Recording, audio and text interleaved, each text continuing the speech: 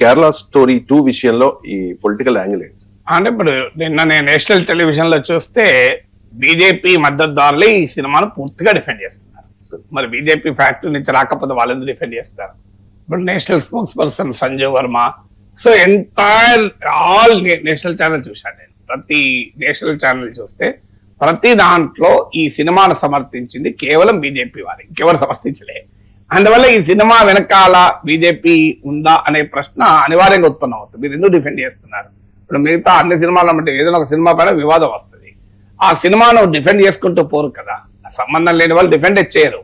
So BJP ఇంత గట్టిగా defend చేయడమే కాదు, ఆ సినిమా పైన అసలు ఏ రకమైన నిషేధం ఉండకూడదు. దాన్ని గతంలో కేరళ స్టోరీ చూడమని ప్రైమ్ మినిస్టరే పిలిపించి ప్రైమ్ మినిస్టరే క్యాంపెయిన్ చేసిన సందర్భాలు ఉన్నాయి, ముఖ్యమంత్రులు క్యాంపెయిన్ చేసిన సందర్భాలు ఉన్నాయి. బీజేపీ పాలిత రాష్ట్రాల్లో ప్రత్యేకంగా పన్నుల రాయితీలు ఇచ్చిన సందర్భాలు ఉన్నాయి. ఇవన్నీ చూసినప్పుడు ఏమనిపిస్తుంది? మీరు అడిగిన ప్రశ్న, ఇది బీజేపీ ఫ్యాక్టరీలో తయారైందా అని. ఎందుకంటే కేరళలో ఎన్నికలు ఉన్నాయి, కేరళలో బీజేపీ బలపడటానికి ప్రయత్నాలు చేస్తుంది.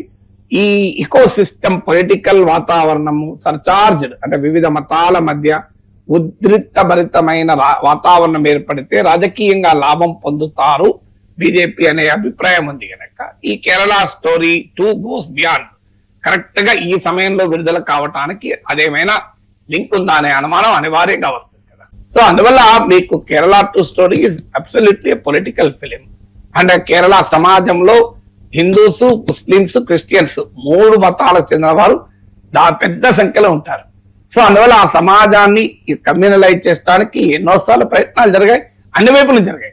హిందూ అనే కాదు, హిందూ, ముస్లిం, క్రిస్టియన్ అన్ని మత సంస్థలు యాక్టివ్ గానే ఉంటాయి. సో బట్ డెఫినెట్ గా ఒక పరిణామాన్ని 3 ఇన్సిడెంట్లను పట్టుకుని 32,000 కేసులు జరిగాయంటే దాన్ని ఎలా సమర్థిస్తాం? నిన్న బీజేపీ అనుకూల ప్రతినిధి నేషనల్ ఛానల్లో వాదన, సినిమా అంటే అట్లనే ఉంటది. ఇప్పుడు ఒక హీరో ఒక్కడే వచ్చి 100 మందిని కొట్టడా విలన్లను, మరి 100 మంది ఎట్లా కొట్టగలుగుతారు ఒక హీరో? సినిమా అంటే ఫిక్షన్, నిజమే. ఆ ఫిక్షన్ వేరు, ఈ ఫిక్షన్ వేరు కదా.